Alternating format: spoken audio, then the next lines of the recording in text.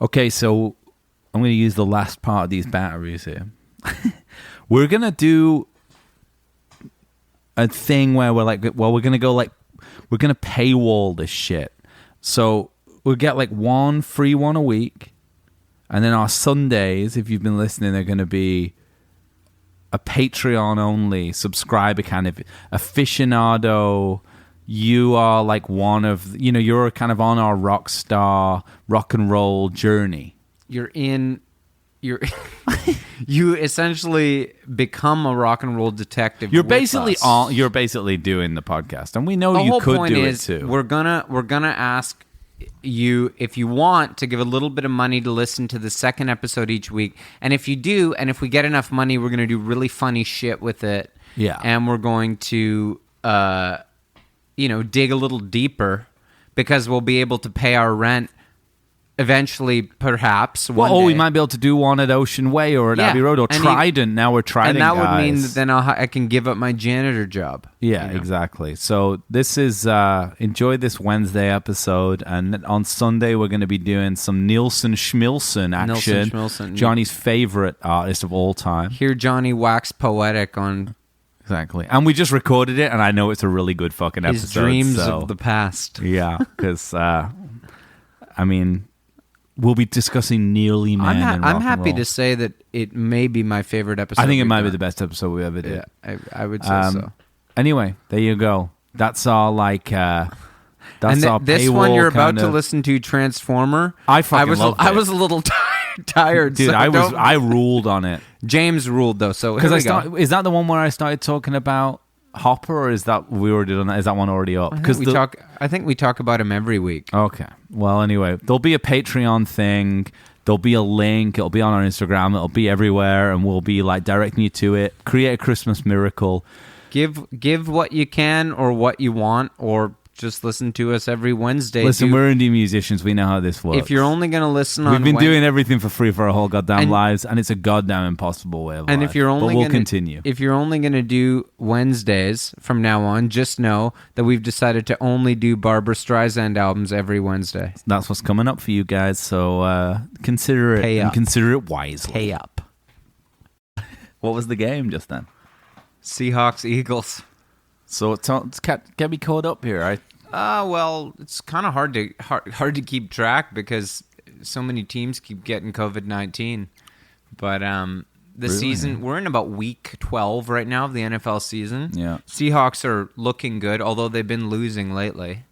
And they're playing against the Eagles right now, who are not good at all. And it's like a pretty close game, so it's not a good sign. Do you think they've got anything to do with the Eagles? Yeah, or the fact that just as birds, and they would win in a fight? Well, we went through that a long time ago. But I was thinking, I guess it's Hawks v. Eagles. Yeah, I never really thought about that. Mm-hmm. It's a motif. I was thinking, it's like kind of the Philly vibe, right? Yeah. Kind of Philly. They're probably into the OJs. Yeah. Delphonics. Philly sound. Yeah. Marvin Gaye. Yeah. Mary Wells. Tammy Wynette. I don't know. Tamla, actually. Philly Tamla. Uh-huh. Philly Tamla. Make them in the back, sell them out the front. That kind of thing. Yeah. A kind of Hitsville, USA, Philly. Uh-huh. Sound. Uh-huh. Smokey and the gang. Oh, the bandit. I watched the classic albums. Lou Reed Transformer. So did I. I wanted to start. Actually, I'll do it next time. I wanted to start off with the classic albums music. Oh, that'd just be cool. play it into the microphone with my phone. I might dub it in actually. Maybe I'll do that. Just start it with record it. Yeah. Lot of Fricke. Lot of frickin' Fricke. I love it's like either they chose. I don't think that they chose bad stuff that he said. I think that he just literally had really not very much to add because some of his insights were absolutely boneheaded. For friends and listeners of the pod, we're talking about, is it David? David Fricke, who's the editor of the Rolling Stone magazine. In all of those, he kind of looks like Thurston Moore, has a real grunge feel. Yeah. Kind of has or could be from like an Athens, Georgia, or Seattle. He's from one of those two places. Yeah, it could be like the bass player in Green Jelly. He actually looks like the bass player in Weezer a bit. Yeah. Or the guitarist in Weezer, a bit. Yeah, the tall, lanky guy. The cool guy, Dan Calusi. He looks a bit like Calusi. Yeah, he does. He has a bit of a Calusi energy. Glasses, But he must get paid a scale. Must. Or maybe he pays to be on them. just so he looks credibility intact. Yeah, he keeps his credibility intact. He's a fucking revisionist, I'll tell you that much. Because the Rolling Stone, and I got turned on to this by friend of the pod, Shitty here, didn't I? Mm-hmm. The original Rolling Stone article review for Transformer is fucking wild. And oh, right. Worth a read. I'm not going to go into it here because I can't even say most of the words in it, but it ends with, I'll pull up the last paragraph here. It slams the record. It says that the worst moment on it is Perfect Day. The worst of the batch is Perfect Day. And then it goes on at the end to say, this is the last line here. Let's see if I can pull it up. It says, Reed himself thinks the album's great. I don't think it's nearly as good as what he's capable of. He seems to have the abilities to come up with some really dangerous, powerful music, stuff that people like Jagger and Bowie have only rubbed knees with. He should forget this artsy-fartsy kind of homo stuff and just go in there with a bad hangover and start blaring out his visions of lunar ass fuck. That'd be really nice. So it's interesting because never does Fricke mention as a representative from the Rolling Stone magazine, this review when he's talking about how transcendent Transformer is as a record.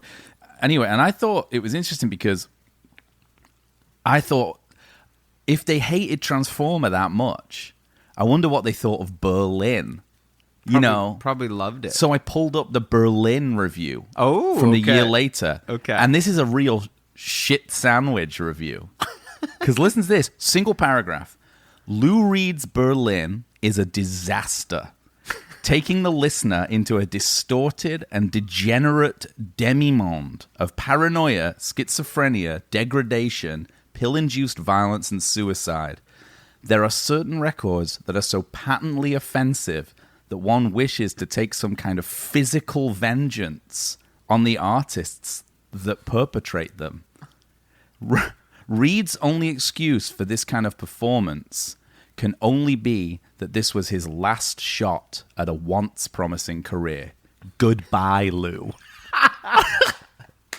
I think that they must be beef. Well, I think that they're just like these reviews are just written by like speed freaks, like who are just like aggressive speed freaks up all night, and then the next morning they read it and they're like, "Wow, this seems a little intense, but whatever. Send it into the editor, whatever." Maybe like Lester Banks, like some of the shit he wrote was just like, just over the top, like hate stuff about. But then like I'm sure.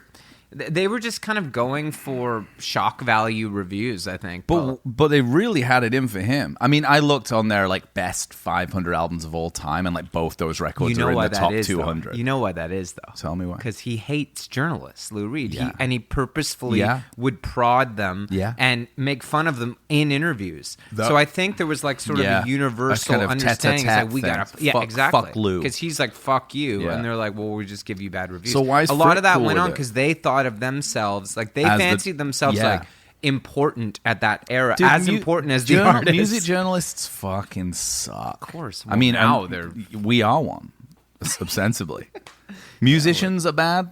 Music journalists, real bad stuff. I mean, I actually I don't blame them people as much now because I don't think they really like put much effort into it. No. Like these people live other lives and they take the time to write reviews of bands and stuff. Yeah. But they probably don't even listen to the albums, So like that's okay. But whereas in the past it must have been infuriating when they sort of had these delusions of grandeur that they were like part of the process. Part of the process, yeah. And you're Lou Reed and you're Jimmy Page, you've been in there doing Led Zeppelin 4 and then you read that it's shit sandwich in Rolling Stone and you're like, that can't be real. There's actual partial lineage with Spinal Tap because the back of Transformers, that photo of a guy with a cucumber down his pants. That's right. Yeah. Yeah. And people thought it was Lou. It's not Lou. I thought both of them Yeah, were the Lou. girl too. Yeah. Yeah. But which would have been cool. He did have an armadillo in his trousers. No, it is a cucumber. Apparently. I got a hot take for you. Yeah. I thought Lou was kind of a meatball in that classic albums thing, dude. Really? Yeah, some of his stuff he was saying was like... I thought... When they were like, he's so full of shit. I mean, I love Lou Reed, man. Come on. Dude. But he's so full of shit, he's like... They're like, the saying, Lou, that Velvet Underground didn't sell that many records, but everyone who bought one started a band. Oh, yeah. And he's like, well, I wish that were true. Give me some royalties. If that was true, yeah. I hope they'd send me the royalties. Yeah, and he's like, no, but truthfully, I don't give a shit about credibility. Yeah. Like, I don't need anything except for myself. And I'm like, well, what?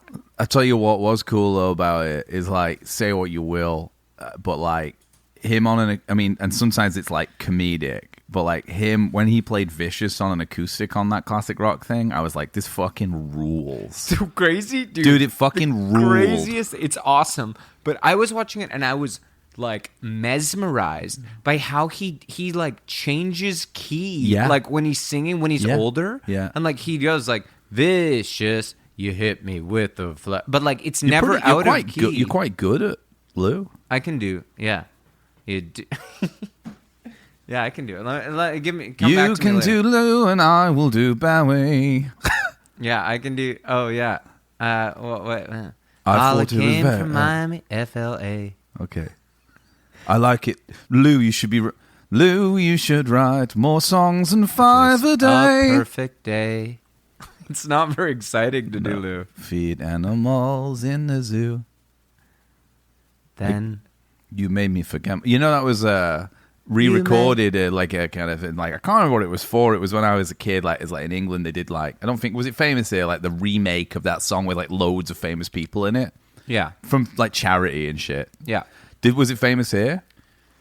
It was massive in England. Like all the sort of bands like were in it, and every band like the different person sung each line. So it'd be like Lou Reed would sing like the first line, and then Elton John would sing like and then home, and then it would go to like some like opera singer like I saw that all that shit, and then it's like a boy band, and Bono's in it, and he's the only person who gets 2 lines. Nice. Yeah, he probably in his contract was like, I need to make this more about me, if possible. Yeah. You know the one I like? It's like, to me, it's the fucking classic Lou, just asshole lyric. I love it so much. When it's, you keep hanging around me, and I'm not so glad you found me. You're still doing things that I gave up years ago. Whoa.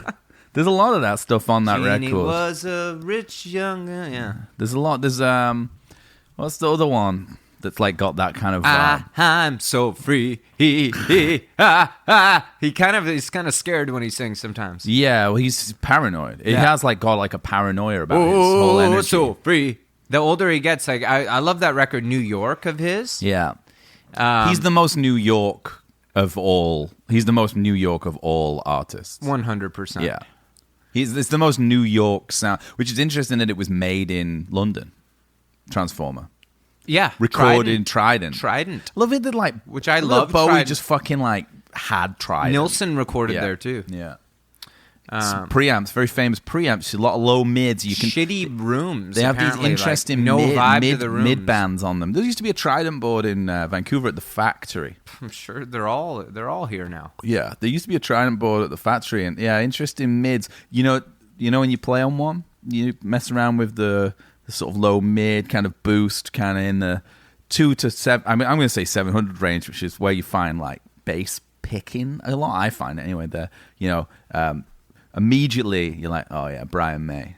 You start boosting those low mids on a guitar. You're like, yeah, Brian May's tone, man. Trident tone. They recorded Trident. Oh, it's all about Trident boards. All on Trident boards. It's like when you're on a Harrison 32C. You're like, this is Quincy. This is Thriller. Nice. Yeah, it's interesting that like Fricke suggests that. I'm just going to go through a few of his hot takes. Okay. The editor of Rolling Stone. He says this record is totally different from the Velvet Underground. He says it doesn't sound anything like the Velvet Underground. I would agree with that. I think it sounds so much like the Velvet Underground. I don't. Just with a bit more production. Sounds like Loaded a bit. Bits of Loaded. Yeah. Maybe Loaded. Yeah. But none of the other records, really. It sounds a bit like Loaded. Yeah, it sounds a bit like Loaded. But Loaded doesn't sound like the Velvet Underground. Well, I mean, because they made... Sure, it's their Beatles album. Yeah, it's Sgt. Pepper's or whatever. And it doesn't have... It's got a different drummer. Yeah. And like... It's Lou, though, isn't it? It all just sounds like Lou. Yeah. Lou is the Velvet Underground, you know. Yeah. I mean, so you're with Fricke on that one? I kind of am with Fricke on that one, yeah. He said this is the weirder take. All the strings and stuff, like horns, none of that on Velvet. John Cale, dude, stringing out. Yeah, but like not like Let It Be style. Like, what about this? This is an interesting one. This is some Frickian bullshit here.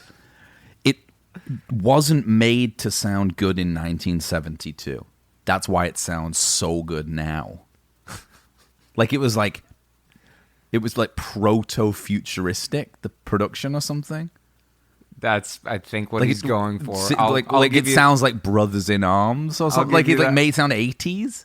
To me, it's the most... saying it's like punk or like proto-punk or something. True, but it's like it is a bit proto-punk. Yeah, but like, it's the most not like 70s... that shit hadn't been done. It's like the most 70s sounding record. Well, and it doesn't... It sounds like it came out. If you had to guess when it came out, I would have guessed 1972. Yeah. That's like where... Exactly, yeah. And like... I'd about that. Yeah. You know. Yeah. And I'd be like, because it sounds like it did. Yeah, that was a bit of a Frickian slip there, I think. Yeah, a little Frickian slip. Exactly. Yeah. Kind of hi-fi, lo-fi, right? Well, I think this is a hi-fi, lo-fi record. Really? Yeah. Tell me why. Well, because Lou's kind of a lo-fi singer. Uh-huh. What does that mean? Well, we have to define these terms. This is the whole problem with this. I don't think hi-fi, lo-fi relates to music that was made this long ago. It doesn't. No, I think it's like an invention of like kind of indie music, grunge and indie. And like it's a 90s invention. It's like a digital invention to describe fidelity when you're like doing something that sounds expansive but also sounds shitty at the same time. Right.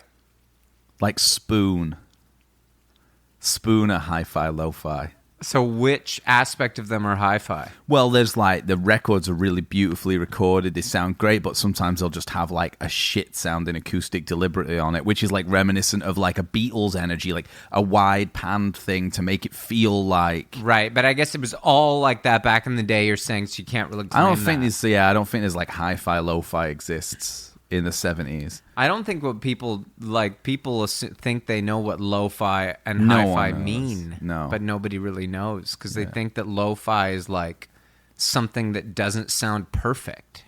Yeah. Or like it isn't like a perfect digital representation of an instrument coming through in stereo crystal clear. So it can't exist until like... It's lo-fi then. Well, like everything until... Dire Straits is lo-fi. Exactly. Yeah. You know, like, and then, or like, you know, like Brothers in Arms is technically considered the first hi-fi high fidelity record. Yeah. Well, with the delivery of the compact disc. Well, they had to leave songs off it that didn't make it through the FLAC DAT conversion. Was only the best. I enjoyed yesterday. I was. James, as I want to do, I was flipping through Instagram on our Impossible Way of Life account looking for funny things. Yeah. And I saw a sponsored ad for Paul McCartney's new album come up. Yes. And I thought it was interesting that part of the promotional package they're releasing is CDs, colored CDs. Yeah, man. I mean, go to Neptune and speak to Rob. He says loads of people still buy CDs. Yeah. People never gave up on it. There's aficionados. They want like the best quality, like digital representation. Do they? People buy them, man. People have CD players still. No, I know that. I mean, CDs sound great. Like, yeah. I'm not like I worked in a record store. I know how big CDs are. They're huge, man. I'm just saying that I don't really know if people are looking to buy Paul McCartney's album. Like, you know what I mean? It's like he's got his fan base. Yeah. You got people who are like, oh, I'm going to want that on vinyl. You know, I'm going to want the record because I don't know. I think maybe... And then you have people who are just going to stream it. No, I don't think so. I think that he's a perfect example of like a CD buying fan.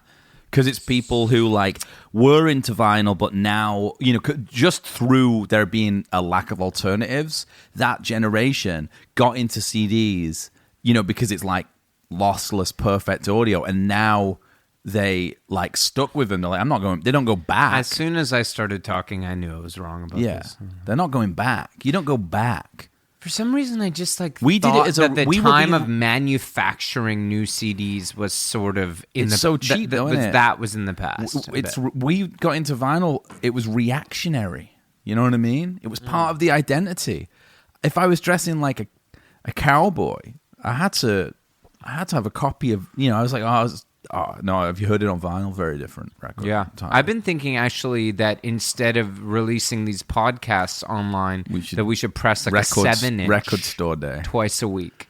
Yeah, because you could fit this all on a 7-inch. Yeah, Come on, exactly. Johnny. Yeah, like one half and half. Well, just like the best bits. Be sick though, wouldn't the best bits. I think you have to do it at just a best of. I think you have to do it at like a really low speed, not a high speed. I think you do it at like. You need those special players that used to be able to play like 15 RPM, and it'd be like, I don't know, like an Edgar Allan Poe short story on a record. That's more our kind of speed. Yeah, I think, yeah. And well, I think of us as kind of like a Poe type. Well, like certainly like kind of breaking the mold, creating a new genre. Sort of. Yeah. Create like kind of horror. He created, that's you know, what I kind mean. of, yeah, pagan interests. Lou's a pagan. He's pure pagan, yeah. Kind of Oscar Wilde. Oh, okay, we're going to Oscar. Kind of a dandy of the grotesque. Yes. A bohemian. Yes. Okay. Yes. Yeah. He's more of a bohemian energy. Walk on the Wild Side, Lou Reed. Wow. Yeah, it's a good one. Good song. Good book, too. If you want to, you know, impress ladies at the bar, just tell them that. Say, oh, yeah, Walk on the Wild Side. Great song. You know, much more a fan of the Nelson Algren book. Well, people said he was the Hemingway of his time. Well, yeah, that's one way. Or you could say, if they say, John Reschy, hey, Walk on the Wild Side comes on the jukebox. Yeah. And they say, oh, I love this song. And you say this, you go, you go like this. And you go like this. Yeah, Transformers, okay. Okay. I'm more into Metal Machine music. Yeah. Metal Machine That's the music. only pure piece of music Lou Reed ever recorded. I mean, I think what you would say is I'm more of a John Cale guy. Vintage Violence. I didn't really follow. Some would say Metal Machine was the purest expression of that intent. I didn't really follow Lou after the Velvet, so I kind of went with John. You joined with John. Yeah. Kind of like how people joined the schism. with Sammy Hagar. Yeah. Yes. Rather with David Lee Roth when Van Halen. Yeah, a lot of people went DR. Sided, yeah. A lot of people said, I'm going with him. Yeah. Oh, yeah. 100%. Yeah, that's what I did. I went with Nico. You know, Nico ended up living in a bedsit in Manchester doing heroin for years. People knew her. And that was that was where you were going? Well, I didn't know Nico, but I wish I had. But yeah, she was just in Manchester, apparently. I went with Doug Yule, man.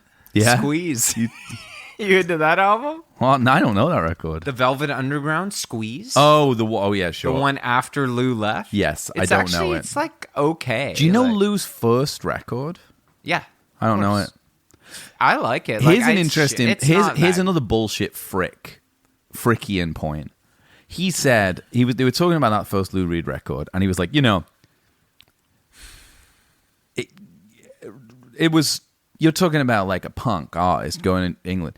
People like Rick Wakeman were playing on that record. Like, could they be any more different? I'm like, fuck you, man. He's on Hunky Dory. He was around. Well, and the fact that he has to say, I watched that, and he's like, Rick Wakeman, of yes, and he's like, yes. Well, he would eventually be. Yeah. Like, exactly. he had to say, because he's like, I can't he's like, I know the truth about Yes. his lineage as a rock star, but I can't lie to the audience or myself. No. The best thing that Fricke says that absolutely, I was like, what do you, We got to get him on the about? pod. What's he doing now? Satellite of Love. And he's like, you know, he's like, and then there's that bridge where he says, he doesn't get the lyric. He's Harry, like, you've Mark, been hanging and around John. with Harry, Mark, and John. He's like, Tom or whatever. Tom or whatever. And he's like, so in other words, she's been hanging around with all these guys. Yeah. Which which I can relate to because I've been cucked most of my life. It's like, dude, where are you going with this? Listen, we need to get him on. Sure, Look him up right now. What's he doing? I'm not sure. I'd like to know. Look him up. Look up David Fricke and see if he's still working. But firstly, I just want to say I was watching Walk on the Wild Side earlier. Not there wasn't a music video. I was just watching the album cover on YouTube while the song played. And LBBB says a peek into gritty 1970s NYC. Nice. Let me light a cigarette here. Yeah. Okay. The place looked like Beirut back then. And art just grew up from the ruins. So good. Just like a fire fertilizes the soil, so does decaying civilization give birth to art. Oh, yeah. Gentrification of the mind, brother. That's interesting. Right. Have you seen any of those Adam Curtis documentaries, the ones about like New York in the late 70s? That's good. That's like kind of, this is a different era. This is more, we're talking like factory here. Pre-AIDS, as the next comment. Yeah, exactly. Well, that's why I said gentrification of the mind for the aware listener. But 1970s New York, there's two waves of it. Because this is Warhol wave, isn't it? Yeah. This is factory energy. Yeah. And like Lou Reed, it was kind of like it was a cult. Lou Reed's a big Warhol guy, like Andy's chest. I mean, it's emotional. Oh, of course, it's emotional, man. Do you know that album, Songs for Drella? No. It's Lou Reed and John Cale. Yeah. Back together at last. Yeah, in the late 70s when Andy died, they made an album called Songs for Drella. It's beautiful.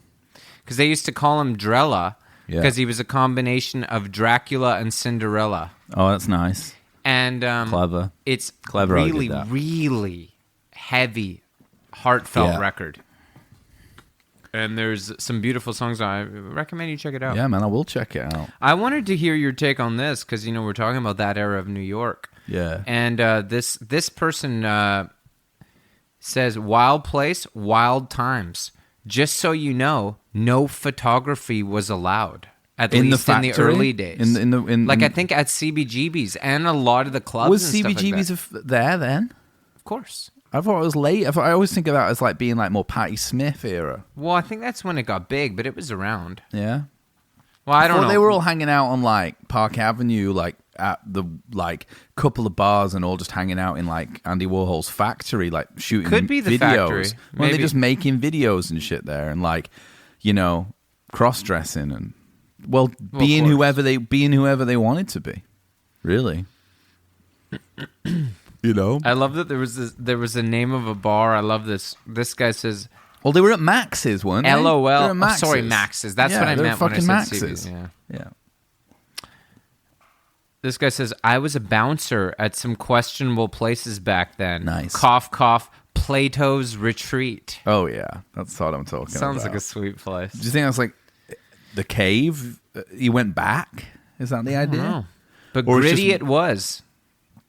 Yeah. Could be like a gay bar, like energy too, with like Plato's Retreat. Because they were all, they all had sex with boys. They agreed. Yeah, I don't know. But it wasn't like they were just cameras weren't allowed. It must just. It wasn't just like it wasn't that they were doing it. They had to be teaching them like maths or something. Like it wasn't like they were just having sex with boys. Like Plato, it's like they also were teaching them stuff. Of course. Yeah. So. James. Yeah, which is kind of. I mean, it's kind of a Dionysian approach. That's my approach. I mean, is your approach Dionysian? To an extent. What was he, the god of wine and parties? Yeah. Music, no? No, Apollo is music. Orpheus. He did something. Apollo is music and Orpheus was like. Are we married talking Roman or Greek? I'm talking Greek. Yeah. I think.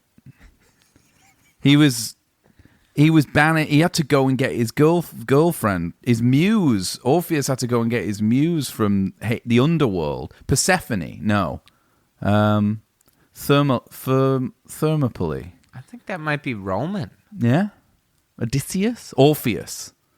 Morpheus. I watched The Matrix the other day. Again, rules. Kind of a Lou Reed feel to that gritty. Kind of gritty. Is that Zion? The coloring, yeah. Has a Lou Reed energy? Yeah. Like you think Zion. The kind of I don't know, man. It's coloring to the film. I don't know. It's more. No, the leather, the glasses. Yeah. Like the Morpheus look. It kind of Lou had kind of had that. He did the black leather and the glasses. Yeah, but he was like glam. It's pretty like industrial. No, I'm talking more Velvet's era. Okay. Yeah, maybe. I don't know. It's a bit more of like a Brian Jonestown kind of energy, the Velvets. Are they on the soundtrack?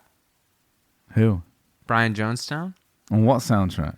The Matrix. No, it's all like rave music, isn't it? Anyway, that movie's it's all about becoming a woman anyway. It's the Wachowskis like telling a story about, the inner turmoil of, wanting a sex change. So I've heard. I do think that's cool. I didn't know that about them at the time. But. Well, no one did. Yeah. Well, probably their closest friends. I don't know. Closest friends and lovers.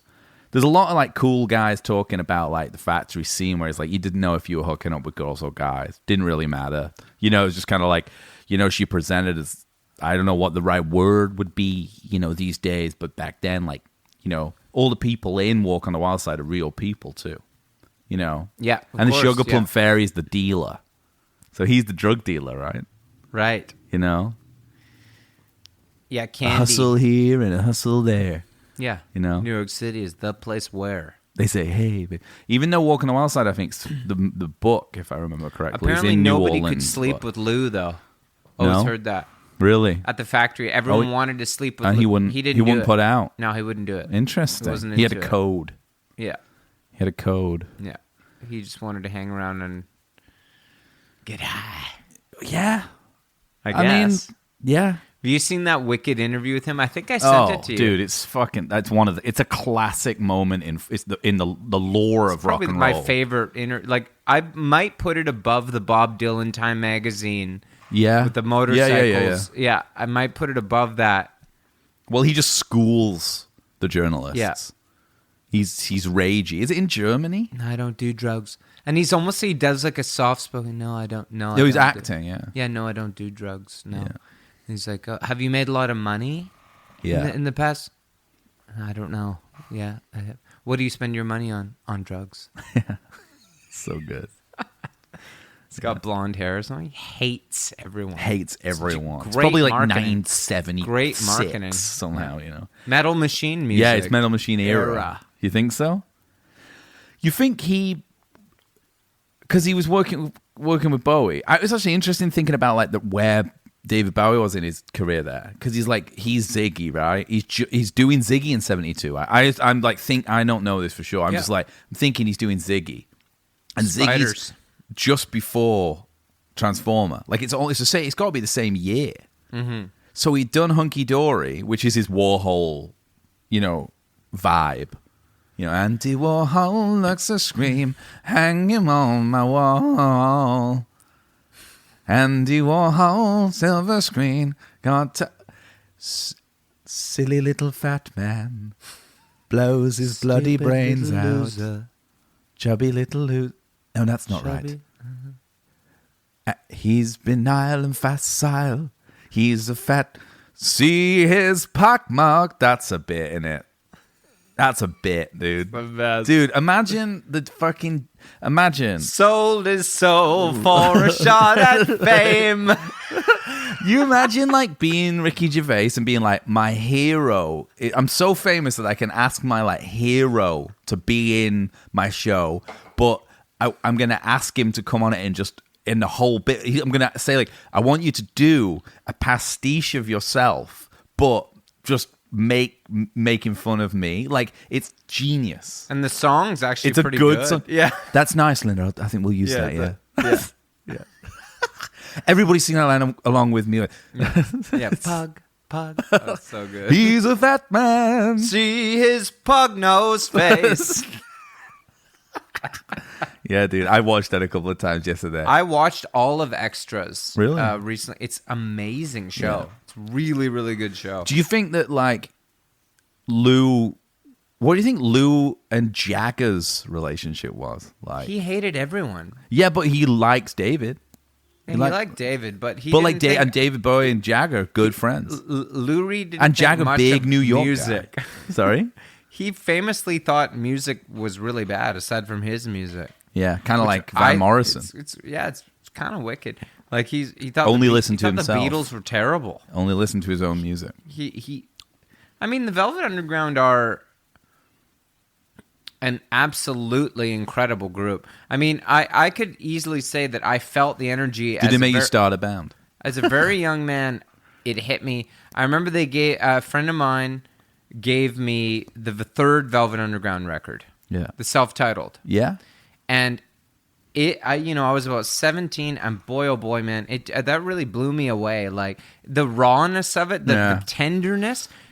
So the story went is they did White Light, White Heat, and then which was super crazy, like distorted, and they had pedals or they had some sort of gear that helped them achieve that sound, and they got robbed. And so the third one, they were just like, well, we'll just have to make. Like Andy bought them all that stuff. Yeah, but they got it all stolen. I don't know if this is true. Probably but from the factory, man. And that third one, man, when he comes up, Candy says, oh man. Like that shit just, and Pale Blue Eyes. Oh, yeah. And all that. It just, you know what, to the heart of a 17-year-old boy, it just really. And so. First indie band. I would say it did something First different. Indie band? First indie band. First art, obviously, like, but. Yeah. Kind of, it is like, if it's a different set, it's a different family tree. It's just like nothing else, I guess. But I mean, all these bands we talk about are that way, but. Something about Lou's sense of it's Lou, his pathos, man. His lyrics are bit of a Randy Newman vibe. No, it's Randy Newman is more of an intellectual. Sure. Like where he's coming from. Lou is like it's raw, it's to the soul, it's soul to me. It's like doo-wop, but he's a white guy. It's blues music.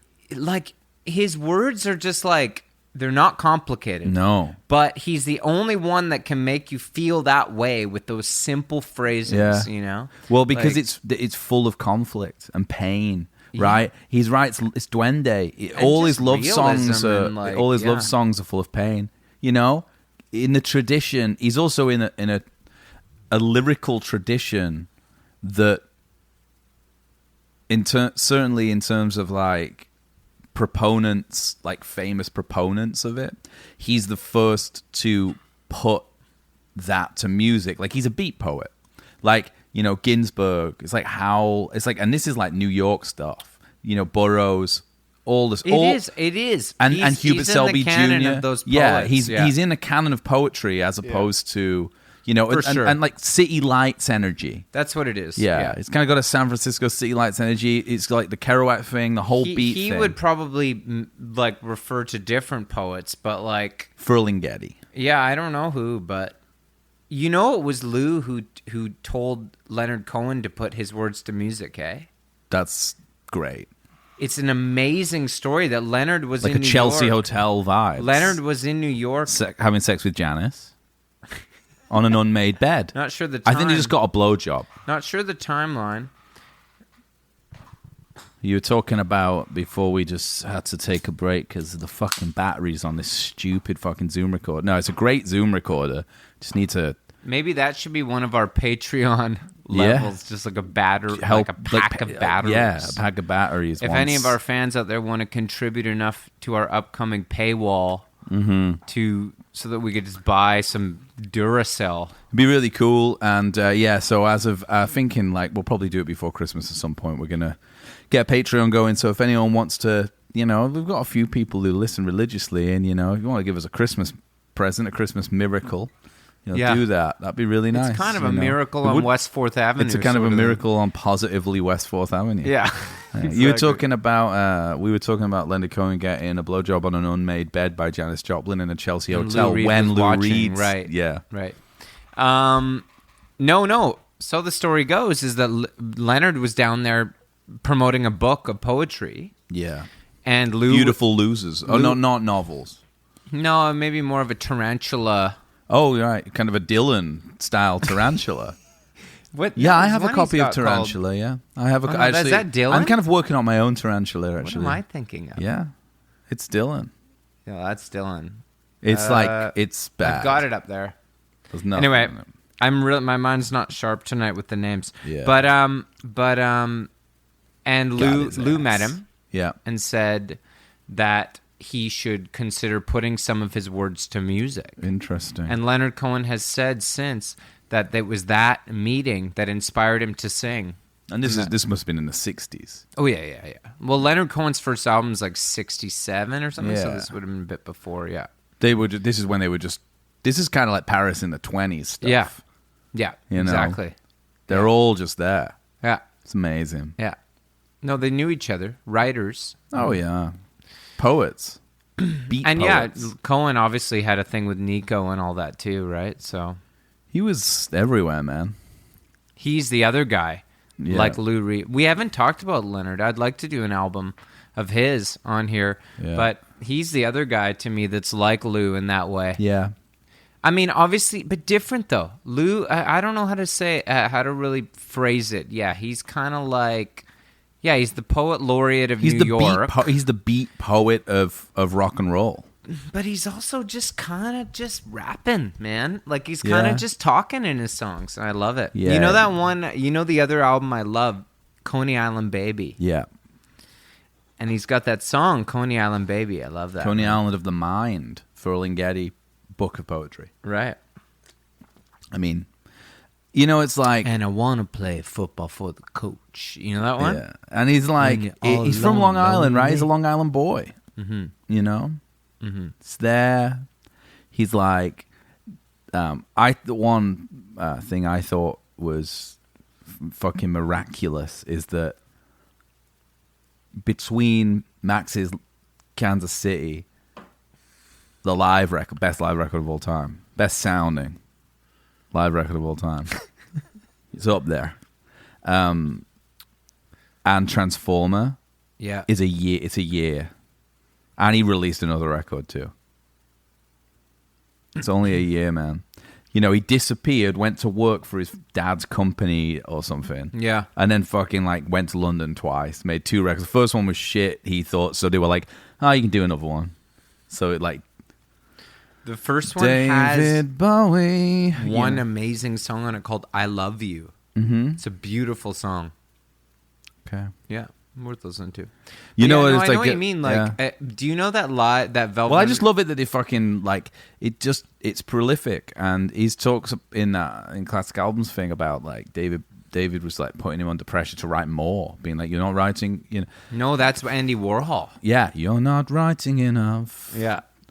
You should be writing 10 songs a day. There's no reason why not. And then it's amazing, shit. It's prolific, 2 records, leaves a band, goes fucks off because he's, as you would, because you'd be devastated or whatever. No stopping him.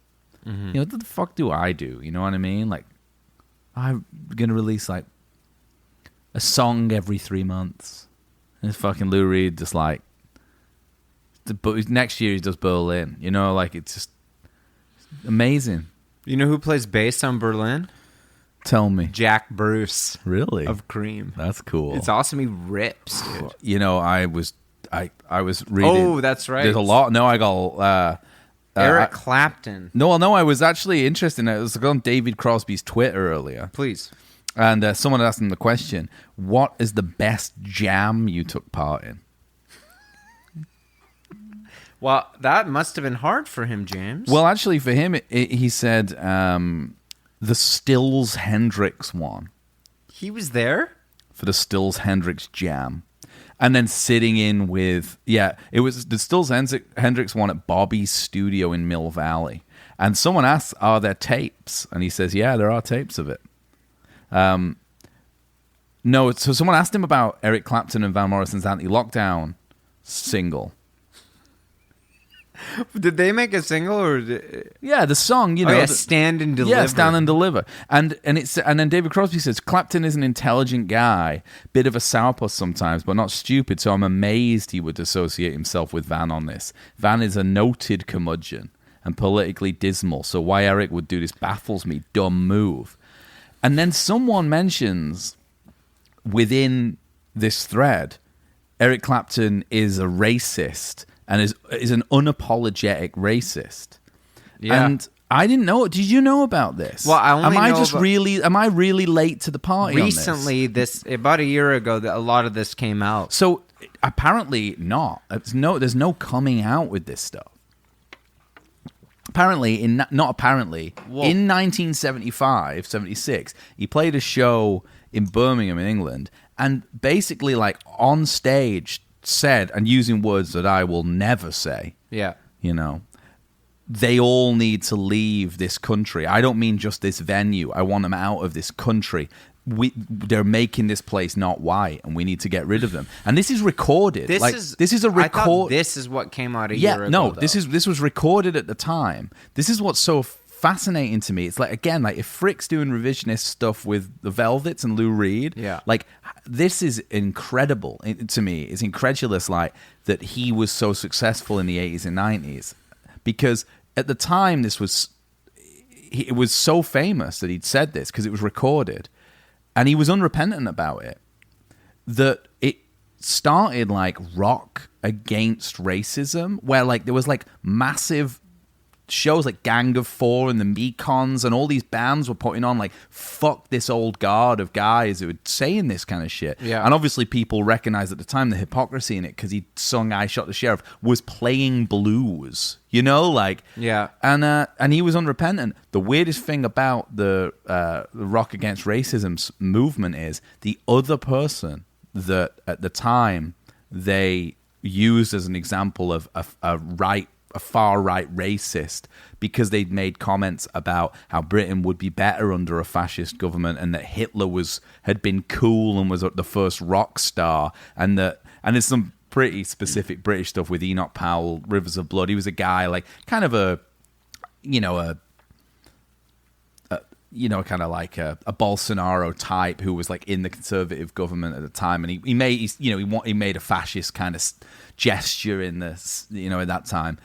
Was David Bowie was the other guy who said, and then like both of them somehow have miraculously survived saying these statements like in the press. But I listened to an interview with Clapton just a couple of years ago where he's like, oh no, I did say that, I mean it. But that was like the drinking version of me. All that stuff left when I stopped drinking. I think, and he started talking, and like, well, what do you think about it now, looking back? And he's like, I think it's kind of funny, really. It's just funny. It's really, really weird interview. I could tell you. So I'm astonished. I'm going to look more into this. I've always known that he was a fucking asshole just based on his guitar playing. Yeah, it's very interesting. I think that he went that route, and that we don't talk about it. Am I the only? I mean, maybe I don't ever talk about Eric Clapton. No, I know it's true, but I'm not a fan. Is he maybe he's like a beacon of white supremacy though? Like like where it's like people who like him sort of are like they know. It's really weird though because I've heard him. I hope we get in interviews talk about like how he worships like these blues guys and stuff too. So like it's definitely weird, hypocritical stuff. This is David Bowie's quote. I think Britain could benefit from a fascist leader. After all, fascism is really nationalism. I believe very strongly in fascism. People have always responded to greater efficiency under a regimental leadership. Adolf Hitler was one of the first rock stars. You've got to have an extreme right front come up and sweep everything off its feet and tidy it up. What? This is like quoted stuff. Can't be and real. Then this is the best bit from Bowie. that he apologized for the statements quite quickly, blaming them on his obsession with occultism. like you're allowed to do that back then. This is shocking. Yeah, Rock Against Racism, man. We should do. I want a deep dive on it. I'm interested. Also, dead cool that like Gang of Four were like there. Just being like, let's fucking go. Yeah. Fucking rules. But wow. Yeah. I'm quite ignorant to a lot of this. Yeah, me too. Yeah. So I'm interested in. I heard the murmurings about Clapton last year, and I was like, well, I hope we get several. One thing we can count on normally is our Instagram gets littered with direct messages of people who do know more about everything than us. Of course. And quite easily could be doing this podcast, quite easily. So hopefully some people can point us in the right direction. I just thought it was hilarious that Eric Clapton, he joined in on the new single Stand and Deliver in support of Morrison's Save Music campaign. Yeah. Well, people... Fucking yeah, guy. Well, I know. You know what I listen, think, honestly? I just think that these guys, I think they don't get it. No, they're not. Did they ever? No, but I don't think they get it. We've canonized them, though, maybe. Yeah, it. Like it. It. Yeah. Like the blues. Yeah, but it is interesting because Lou Reed, I bet if I'm going to say this. Lou Reed is a fucking blues artist. Yeah. Like who other than like Ginsberg and Hubert Selby Jr. and poets like that in music, is the only people that he is anywhere in the same world as that are blues artists from the 30s and 40s who came before him. That sadness, that raw, plain, simple sadness and conflict in love and in the way you interpret the world based on how you have been placed in it, and I bet like he's got more blues than Clapton's got blues. Can I just ask a question right now? Yeah. Why the hell is Eric Clapton regarded as one of the greatest guitar players of all time? Maybe because he's a white supremacist, and it's like he's like kind of the Trump of blues. That must be the reason. Yeah, people knew this. I'm he's on our team. He's, his playing is not great. Slow hands. Come on. Yeah, but what slow hand? I mean, come on. Break that shit down. Like, there's nothing really phenomenal about it's not super interesting guitar playing. It's not. All the guys he played with, Duane Allman, they're all killed Duane Allman. He was driving the truck that Duane Allman killed him. Yeah. Because he was jealous of his fucking slide. Right. I heard that. Stranger things have happened. I mean, we're laughing about it. He was driving the semi-truck. Yeah, well, and... The Duane got decapitated. Yeah. That little bottle of speed pills that he used as the slide guitar. Yeah. Still on Craigslist. Is it? Yeah, you still get it, yeah. Has it gone down at all? No, but I think I might make an offer for it. At least just for Mike. I do that. Yeah. Yeah. I mean, why not? Herbie Flowers, the bass player.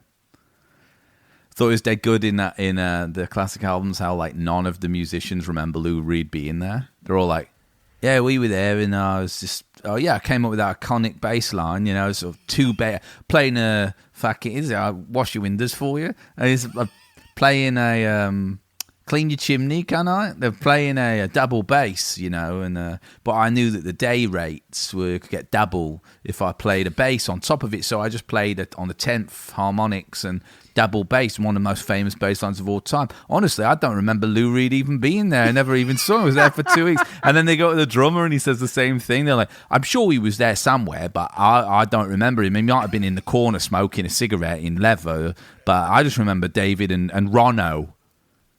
Ronno. I love Ronno. Mick Ronson. She's got. No, he's from Hull. But he sounded. No, he's a bit more like this. He's from the northeast. Right. Ronno. He's from like Yorkshire, like.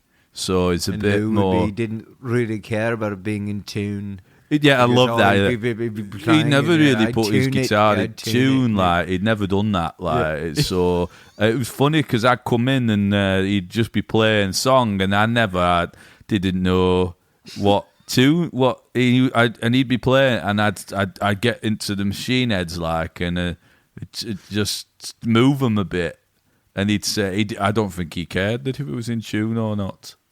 Yeah, you know, Mick Ronson recorded a record at Mushroom. I believe it. When I recorded there, they had a photo of him in like a kind of, there was like a solo record. Yeah, I don't know. I should listen to it. A Mick Ronson solo record was recorded in Vancouver. What about Mick Ronson's involvement in the Rolling Thunder Review? Tell me all about it.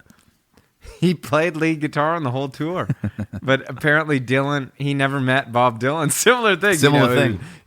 I'm sure I can't. Yeah, I'm sure Bob was there, but I didn't really see him. Yeah, I don't really know if Bob was there the whole time. I saw him on the stage doing the songs, but yeah, I never saw him. Those guys are so famous that they like have, like Bob Dylan probably didn't.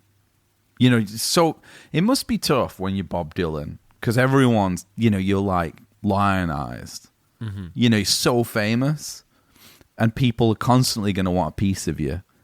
That he probably just and he has a family and stuff. It's just a normal vibes. Probably just is like, I just have my own room and can't be asked. It's so hilarious that like someone like Mick Ronson would be coming over, in like 1975 from England, and they're like, I've done a lot of cool shit. Like I work with Lou Reed, David Bowie. Yeah. Like I'll just come over. Like I got a call or something to come and be in Dylan's band. Well, Dylan's kind of doing a bit of a Transformer thing with his makeup. Yeah. With the white face makeup. Yeah, it's hard to say, but you might be onto something there. It kind of could be that he was into Lou Reed for a minute and was like, I'm going to get Mick to play. We all know that like Bob Dylan only listens to artists that sound a bit like him, and he works with them all. Yes. Maybe he had felt that beat energy in Lou. Oh, certainly. Because like definitely like Dylan has like, or talk about Tarantula, like it's a beat novel. Mm-hmm. It's a speed freak kind of like stream of consciousness kind of thing. Definitely. I was interested that Lou Reed didn't mention Henry Miller at any point, but maybe Tropic of Capricorn is like, to me, Lou Reed's New York. Well, Last Exit to Brooklyn, even more so. I mean, that's a great book. And it's written in the same kind of like bawdy, raw, caustic tone about like junkies and transvestites on the docks. A bit of a Wire season 2 vibe.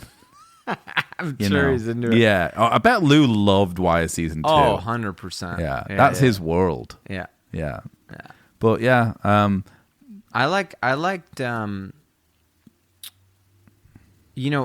re-listening to the album today, there were a lot of moments I like. Good Night Ladies is one of my favorite songs on the album. With playing his tuba. There's a tuba on it. Tuba holding down the bass part and the low on the part on the piano. Has a kind of great American lyrics. Carnival traveling band, like the band Big Pink Carnival energy. It kind does, of a Basement Tapes. Garth Hudson would love it. But constantly trumped by the sort of New York pagan party lifestyle. Yeah, true pagan party lifestyle. Time to get high, like yeah. Goodbye, ladies. Well, yeah, she's and he's once again he's just bummed out and in love. A lot of pain in that stuff. Yeah. Apparently, Satellite of Love. What was Fricke saying it was about? Fricke said it was about.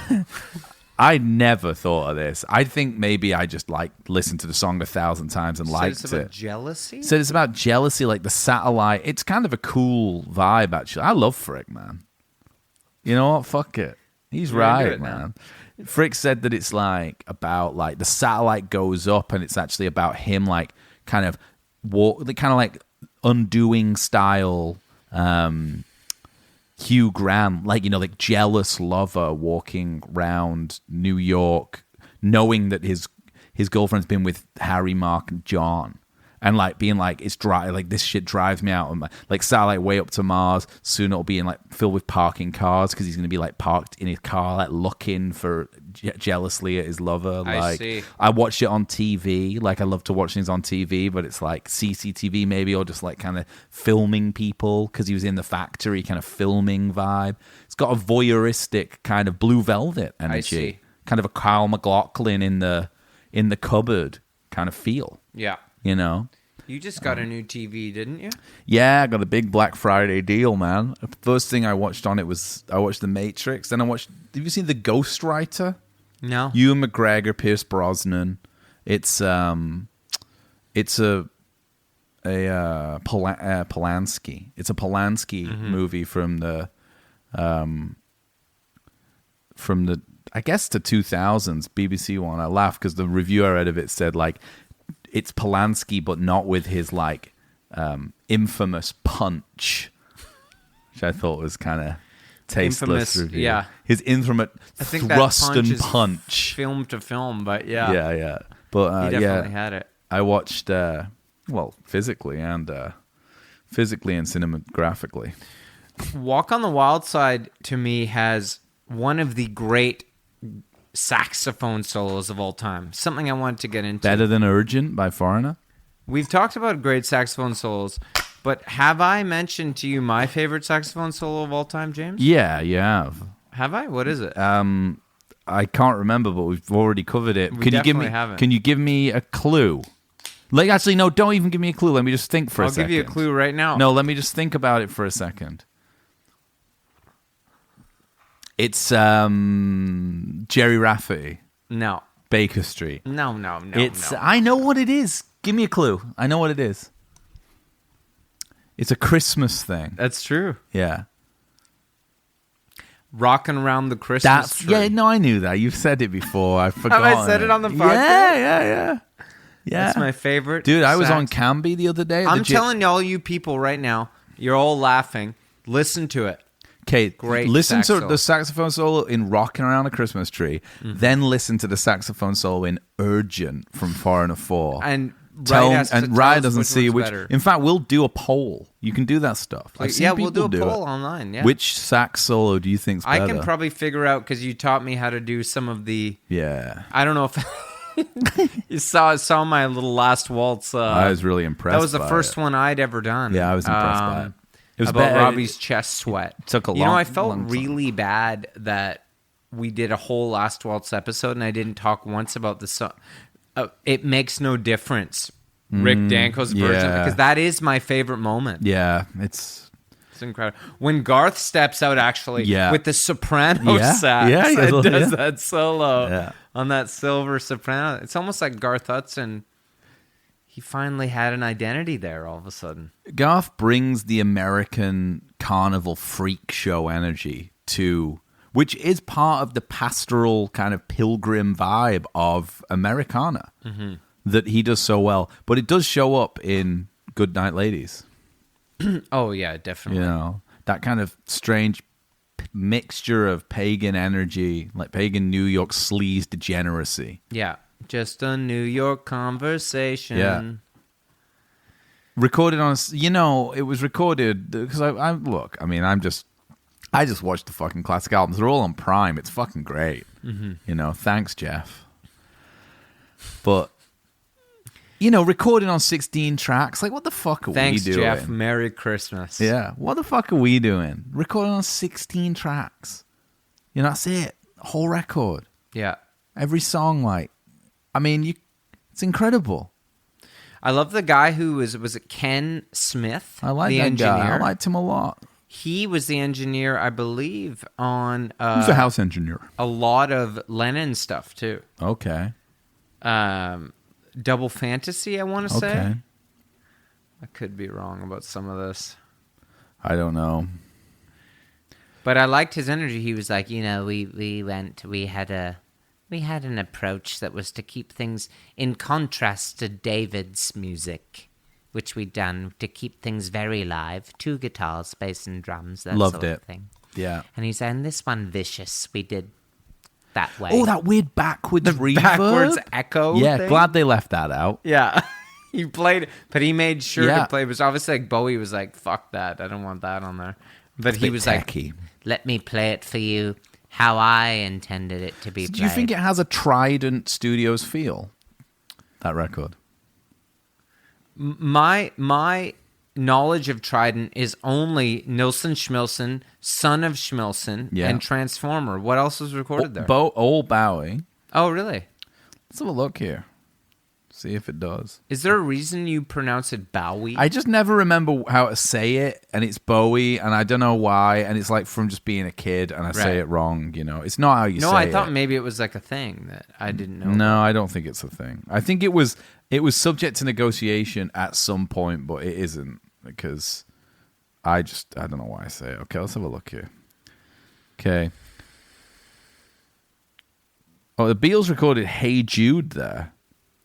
Really? Do you think Hey Jude has a Trident energy? Yes. Now that you say it, it does. The drums. Okay. What about Apparently it was the drum sound. What about Your Song by Elton John? Definitely has Trident energy. Piano maybe is a part of it too. And the drum sound. Yeah. And the drum sound. The drums sound the same on every single Trident record. I'm thinking about it. Big, deep, bassy snare. Yeah. And a big kick. Queen. Everything. Everything by Queen.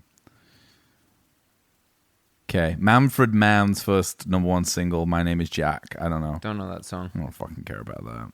Okay, let's have a look here. What else we got?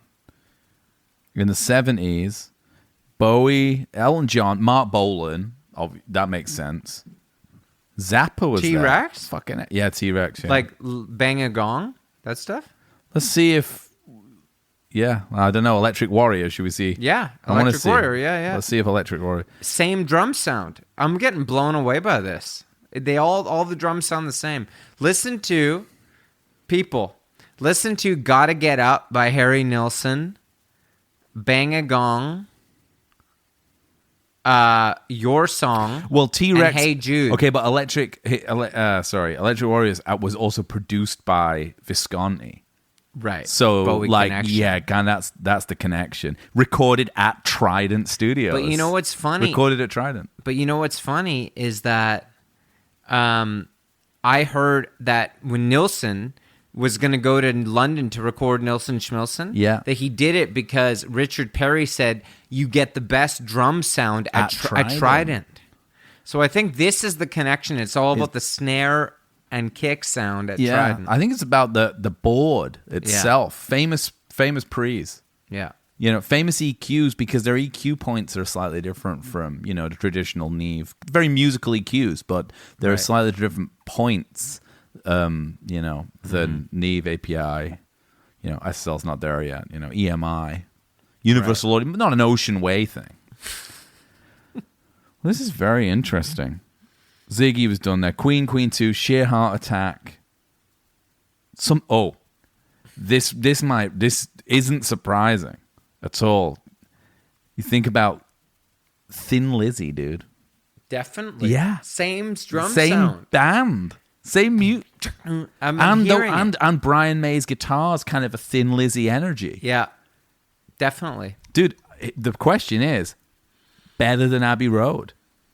Are you an Abbey Road or are you becoming a Trident guy? I might be. We might have to change the Patreon. I'm reading this Nilsson book, and there's a lot of cool Trident stuff in there. I'm starting to get swayed just from a kind of fanboy point of view. You've always been a kind of Neve guy, and now maybe you're moving into a Trident kind of place. The board, what was the board there? Trident. They just built it? It's Trident. Yeah.